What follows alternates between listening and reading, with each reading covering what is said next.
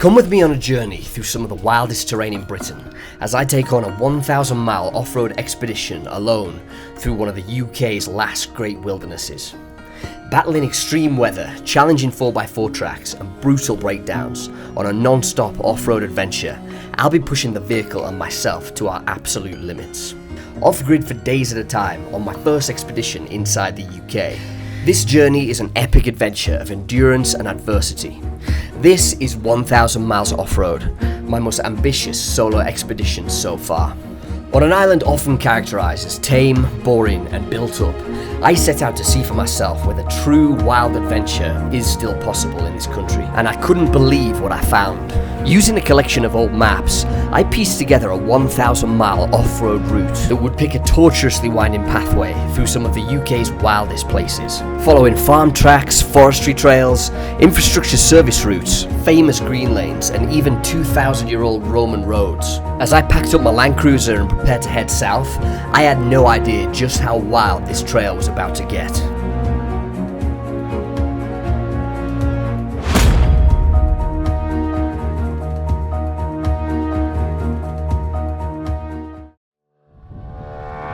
My Land Cruiser is a 1993 70 series, HZJ73.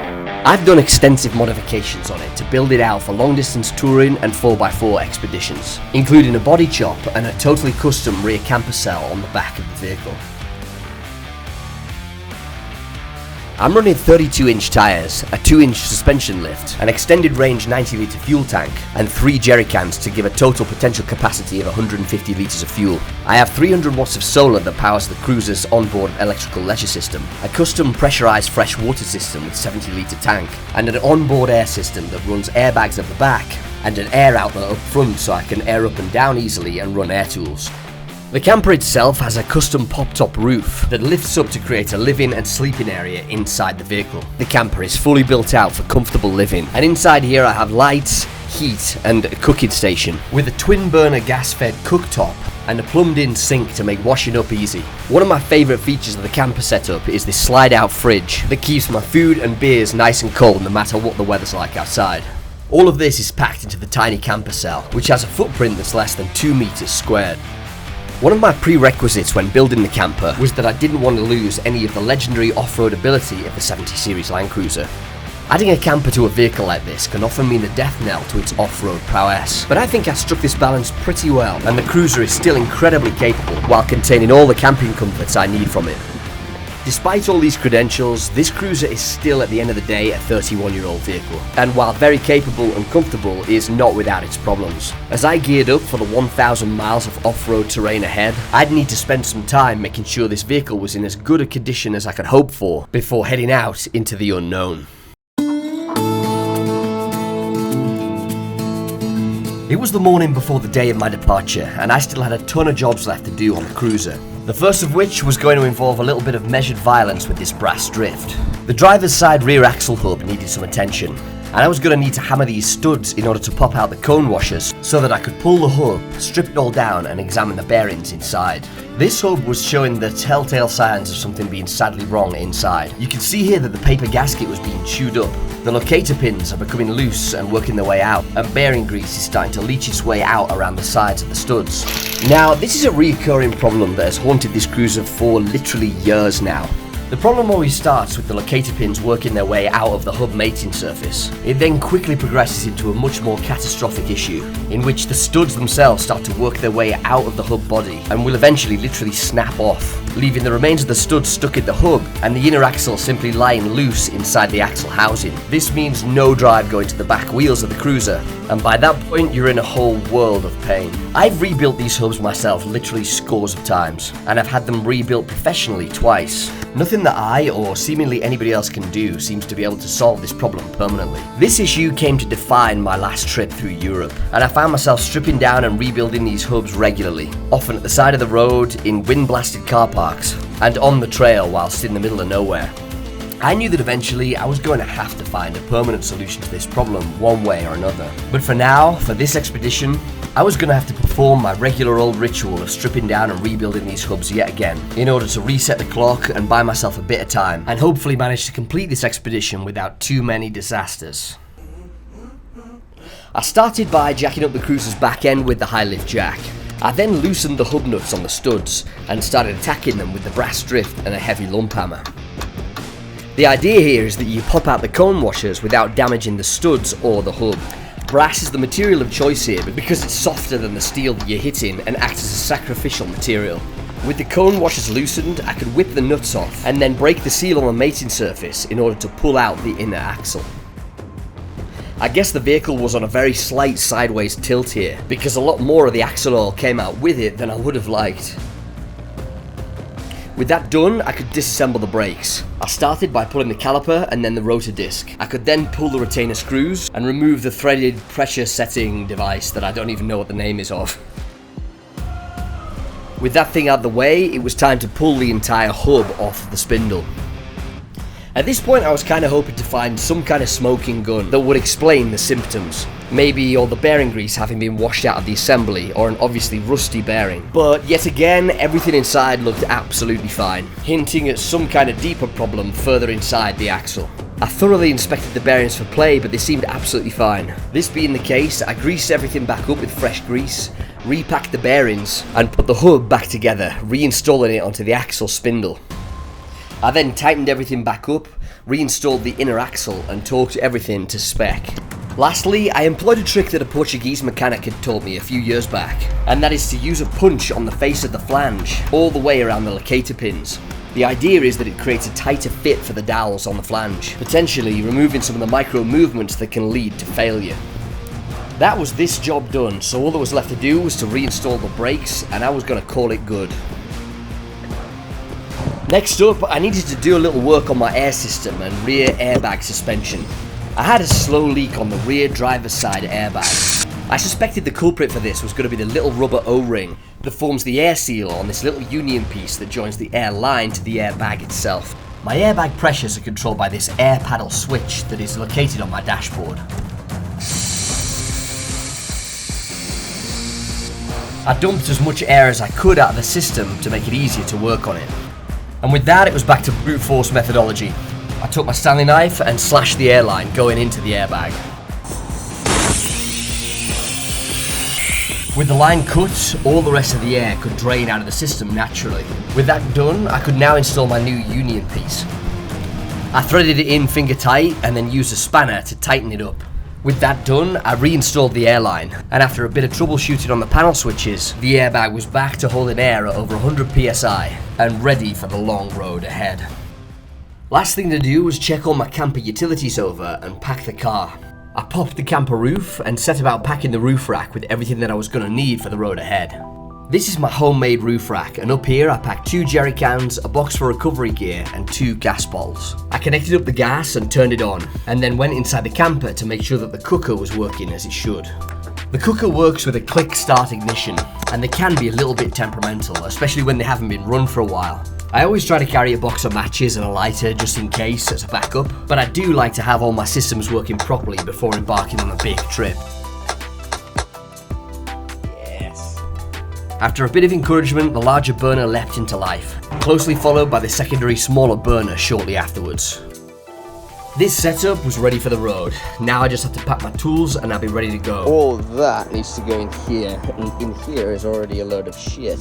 I spent the next couple of hours thoroughly deep cleaning the camper and packing everything into its respective places. Kind of getting there. Another half an hour or so had everything packed up, and I packed the camper's roof down, almost ready to hit the road. The final task was to pack up the fridge, with food and drinks that were going to last a few days. I knew the road ahead was going to be tough, so I'd pre-prepared a few meals, so I could simply put them in a pan and heat them up after a long day on the trail. With the fridge secured in place, this cruiser was ready for the road.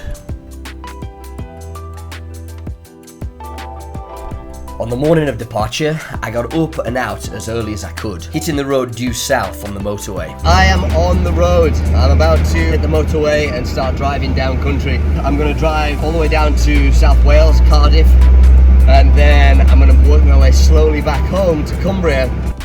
But it wouldn't be long before the first issue with the cruiser raised its head. While the passenger side wing mirror was totally fine, my driver's side one kept rotating downwards due to the wind. After opening my window to push it back about 10 times, I knew I was going to have to deal with this. Right, I just stopped in a service station to fix that mirror and have kind of like just a crawl around the car just to make sure everything's fine. I pulled out my toolkit and took a look at the mirror, hoping that I could diagnose the issue and get back on the road pronto. After a bit of back and forth, I realised that the joint was just old and fatigued, and there was going to be nothing that I could do save for disassembling the mirror entirely and start replacing components. Right now, that was not going to be an option. With an extremely temporary fix, though, I just stuck a bolt in there and then put a screw in to hold it and stop it from rotating. And now we'll do some sticky tape magic again. I'm back on the road. Both of my wing mirrors are at the end of their life cycle and have been for quite some time. The problem with this one started a couple of years back when I'd knocked the glass out of it on a trail in Portugal. I lost my mirror, walked about 15 metres on the trail back. Glass is still intact. I used duct tape as a temporary fix, but I'd ended up running it for the last couple of years, since other more important things had taken priority. Back in the motorway services, another more elaborate duct tape job was going to have to hold this together until the end of this particular expedition. I continued driving south down the country for 6 hours, towards the point at which my trail would begin, right on the border of England and Wales. I stopped briefly to orientate on my maps and finally turned off onto the start of the trail. This apparently is the start of the trail. This'll do the job.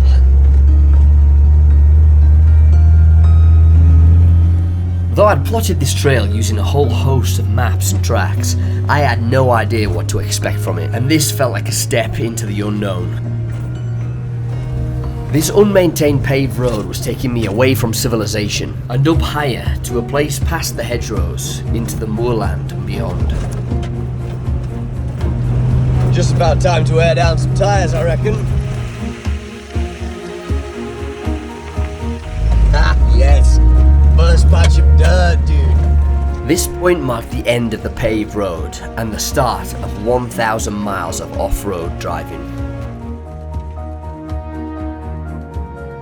The first moments at the start of a trail like this are a very specific feeling, a dizzy mix of excitement and apprehension, blended with a feeling of total freedom.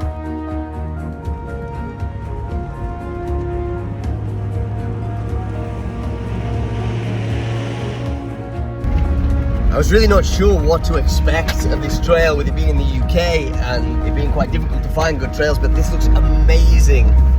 It's like high moorland right off the bat. I really hope it continues like this. It's amazing.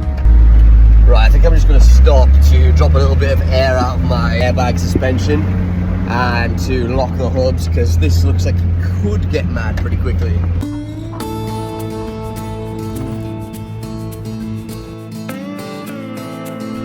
This track was getting rougher, and I wanted to stop to drop some air out, to make the ride a little more comfortable.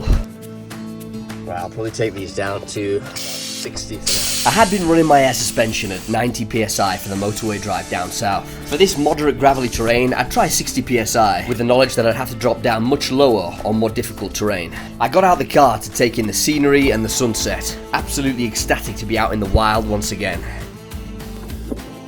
This is already super remote, just high farm moorlands in the south of Wales here. I'm really happy with how this is shaping up. You never really know what you're going to get with these trails. The other purpose for this stop was to lock in my front axle freewheeling hubs. Having the front axle locked in and ready would mean that I could drop it down into four-wheel drive from the cab without having to get out of the vehicle in case this trail suddenly degraded. Now that they're locked in, if I do hear anything mad, it means I can just drop it immediately to four-wheel drive, so just being prepared. I continued on my way along the trail, gaining altitude as the sun started to set on this piece of high moorland terrain.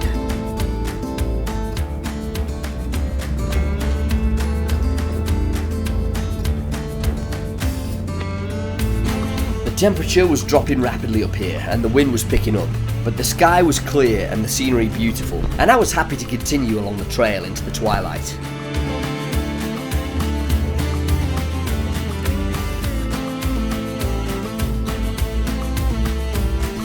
I was planning to wild camp in the Land Cruiser all the way along this trail, and while I wasn't particularly in any hurry to get camped, I was keeping my eyes open in case any good spots presented themselves off the trail.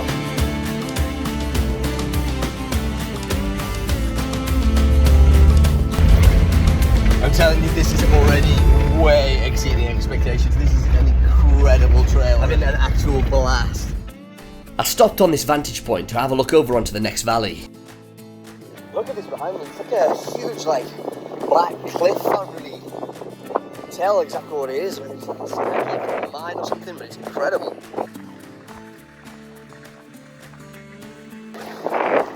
Every time when I get out here, all the trouble and problems with this cruiser makes me kind of melt away. You know, you kind of forget about all the horrible days working in the pissing rain, hubs exploding, the money that I put into this thing. It all kind of melts away when you're up on a plane, you're in the wilderness, you've got a mad machine, one of the world's most capable 4x4s at your disposal, and you've got your house on the back. It's just the best. With a new front of weather coming in with twilight and the moon coming up, I reckon it was high time I got down off this piece of high moor. I was starting to think about making camp somewhere, and the food and beers I had in the fridge in the back were beginning to call my name. Part of the challenge of this expedition for me was that I was doing it all alone and unsupported. The trail had been nice and easy so far, but I knew I was likely to hit some challenging terrain up ahead in the near future. Travelling alone long distance without the luxury of a convoy means every situation has the potential to get a little spicy. Travelling solo means there's no one around to help in case of breakdown or getting the vehicle stuck. This factor was at the forefront of my mind as the trail got more waterlogged as I pushed deeper into this moor. I was having a blast driving these trails, but my excitement will be short-lived. What the fuck was that? That had been a nasty screeching noise from somewhere up front of the Land Cruiser, and it was a sound that I'd never heard before. I'd literally just changed out my alternator for this trip, and so any unusual noises kinda had me on edge.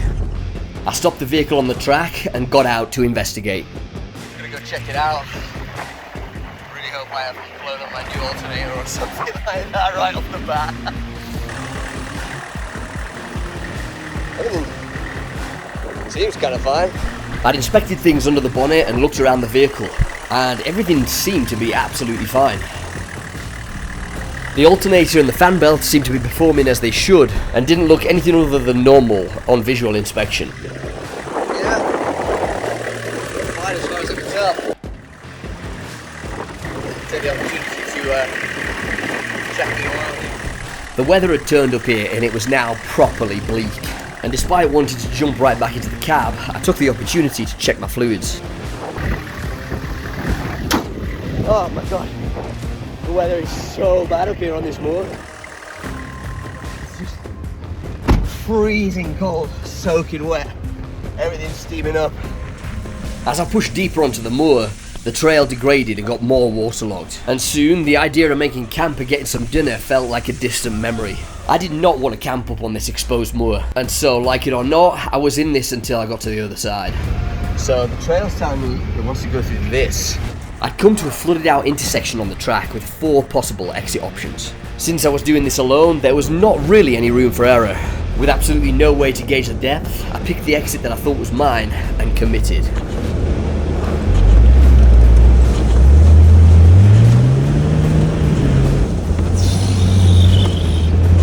Wow.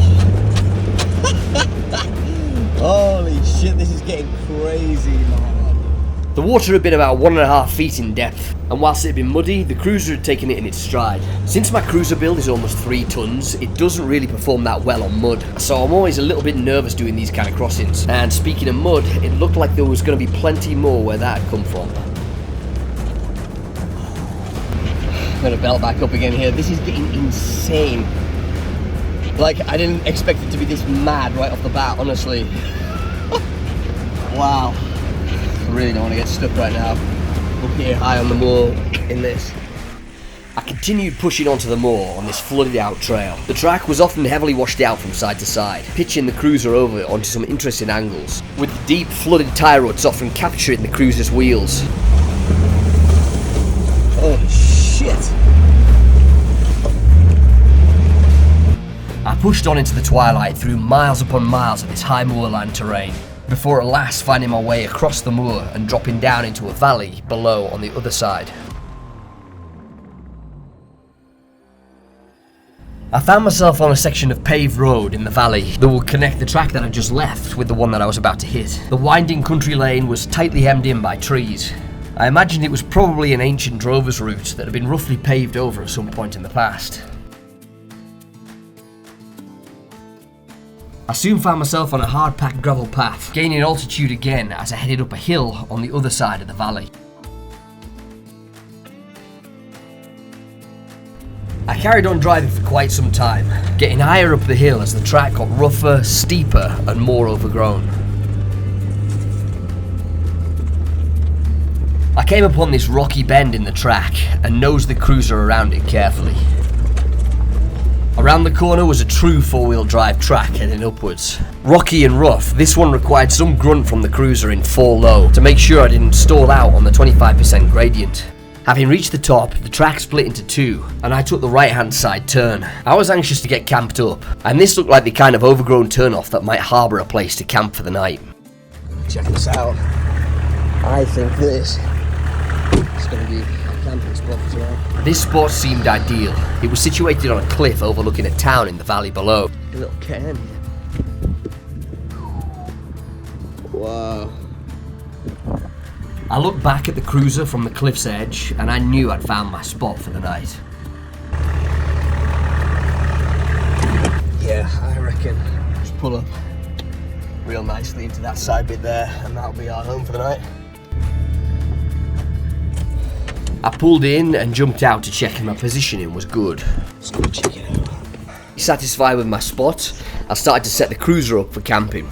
I popped the roof and shut the back doors, closing myself inside my cozy little camping pod.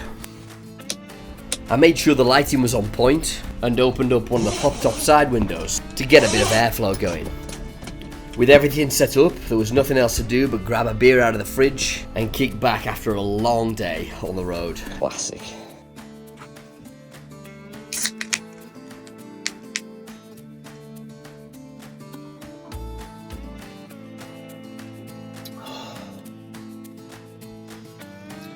That's a good day on the road. I filled up the kettle with water and lit up the gas burner so that I could make some dinner. On my very first overland trip, I travelled the length of the Pan American Highway, living in a roof tent. This was long before I'd chopped the cruiser and built the camper, and my setup back then had been Spartan.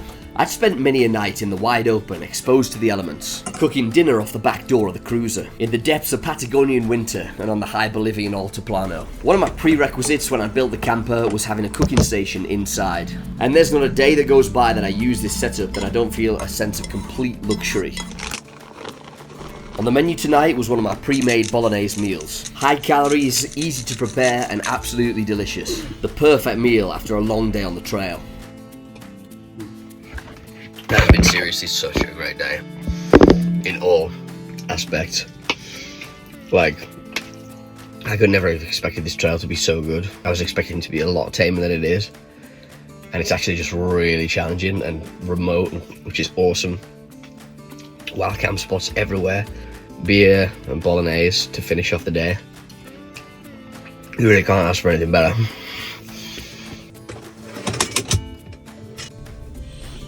With dinner done with, it was time to close the page on this day. I set up my drop-down bed inside the camper, grabbed my sleeping bag and pillows, and prepared to call it a night. I was at the very beginning of a 1,000-mile off-road odyssey. I had no idea what was waiting for me down the trail, but I couldn't wait to wake up the next morning and find out.